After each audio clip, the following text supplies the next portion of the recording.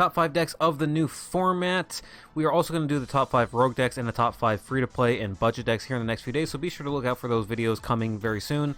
But starting off with the top 5 decks, we're going to go with Harpies number 1. I think everyone kind of expected, or a lot of people when the ban list came out, that this was going to be the top deck. Egotist to 2 is not a huge hit. All it really did was take away the deck's access to Treacherous Trap Hole, as they now have to use the 2 Egotists instead. Although some people are trying 1 Egotist along with the Hysteric Sign and still using a Treacherous Trap Hole, so... but even so, the people who took out Tretch out of the deck, like most, are just putting in Phoenix Chain or Kanadi or something like that, so it's easy to replace, not too much different.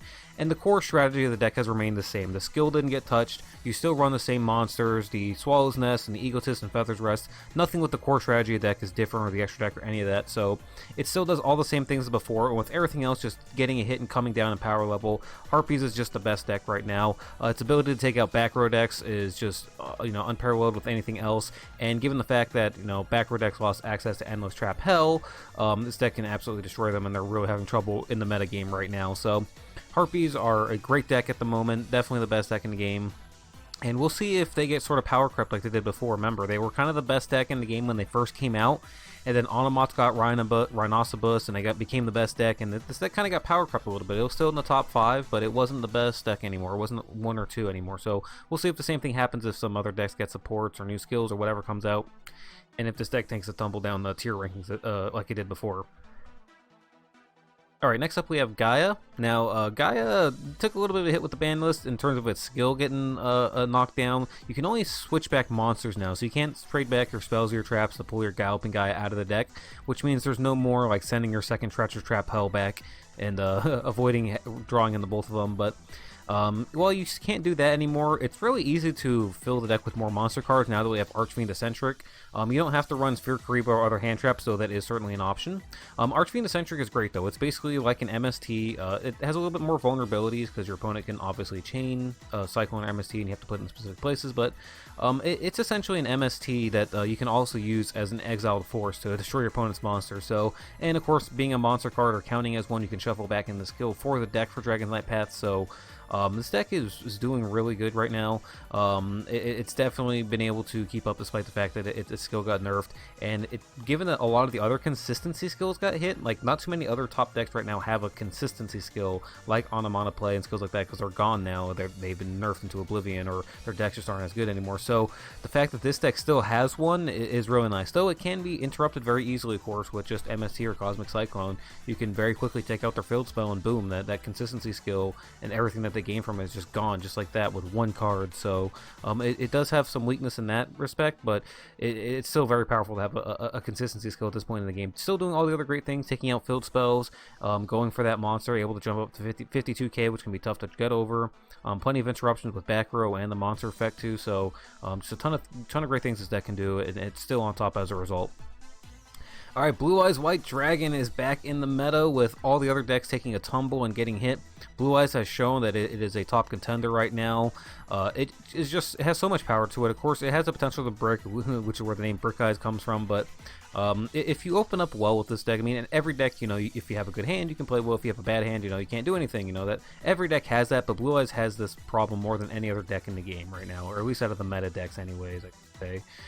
And with Blue Eyes, just... if you open up with a good hand, you can do so much on turn 1, right? If you can, card the Consonance Draw, get a free Blue Eyes out of it, put your Synchro Monster on the board, and have a Blue Eyes on the board with a Karma Cut or another back row like Providence or a Geki Break to protect it, it's really difficult for a lot of decks to get through that board. A lot of decks just can't fight through that. So this deck can just bully its way through victories very easily by just drawing well, but you also have the potential where you may just draw a few bad hands in a row and lose out in a tournament, or, really struggle in rank play at times. So, Blue Eyes has that potential to just brick at times, and it's just sort of the weakness of the deck. But right now, with all the other things in the metagame getting nerfed, this deck is still doing really good, and this has just kind of become the standard list as well. I guess some people use Raigeki Break for different trap cards, but this has just become kind of the standard Blue Eyes list that we see from a lot of players, and it's just doing really good at the moment. So if you're a Blue Eyes fan, if you invested into the deck, it's proven to be a good investment. I think it's going to continue to prove to be a good investment, because it still has a lot of power behind it.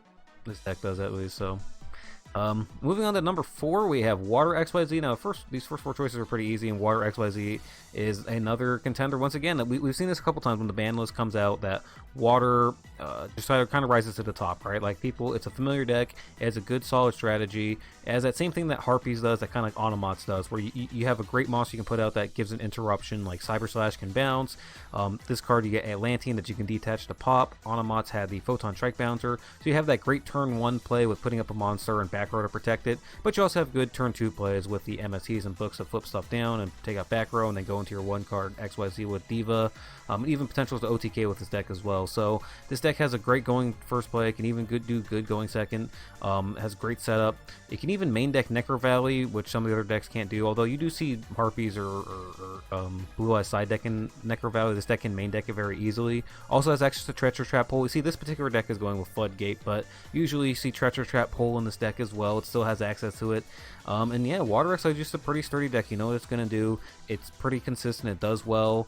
And just it has access to a lot of good side deck cards. Very versatile. So this deck is always going to, I think, you know, be a choice that people fall back on whenever we get a big metagame shift. And for right now, Water is back on top as one of the better decks. And we'll see if it can hold there, if it gets power crept like it did last format, the same way that Blue Eyes and Harpies. We'll see if they'll get power crept again like they did last format, if they'll be able to stay on top where they're at now.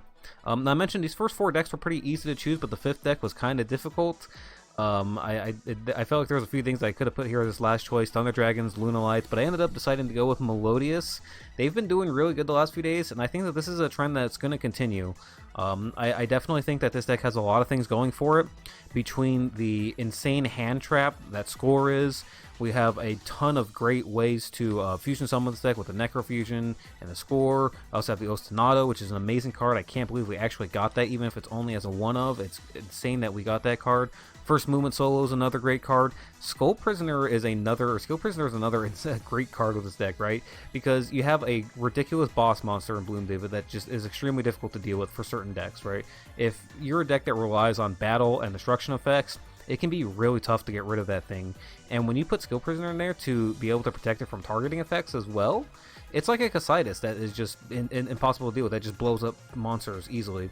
So this thing is really tough to deal with for a lot of decks, and when you throw this card in there to help protect it as well, oh, man, it can be really frustrating on the level that Casitas or Lunalight Saber Dancer are. So, and then of course the hand trap there to protect it as well. It just makes it so frustrating. But Melodious are a really good deck. I'm really glad to see that this deck is competitive. It's the only real deck from Arc 5 that we have in this group. And yeah, like I said, it's been doing really well in tournaments the last few days. A bunch of people have been hitting Kings a game with it. I mean, the list of decks on the page on like Duel Links Meta is insanely long right now. People who are playing with this deck and having success with it. So I'm extremely excited to see how good this deck is going to continue to be. And I think that it has the potential to be a long-termer when it comes to like being a meta or a rogue deck, kind of like Lunalight is. Given that this deck has some, I guess you could say, similarities and with sort of a frustrating boss monster and with its hand traps, I think this deck very well could be like a long-term sort of meta deck, or at least a rogue deck that sort of hangs around whenever there's decks that are weak to it in the meta, very much like Lunalight does. And yeah, I'm excited to see Melodious go forward. I really enjoy, really think this is an awesome deck, and I can't wait to have a chance to play more with it once I get more copies of Score and actually try out the deck at full power. So, but yeah, like I said, we're gonna have the top 5 rogue decks coming up in a couple days on, I believe, Sunday, and we're going to be doing the top 5 budget and free-to-play decks next week as well. So please subscribe, follow, or like the video, get notifications on when that are coming out. It really does help the channel as well. But thank you guys all for watching. You guys have a wonderful rest of the day.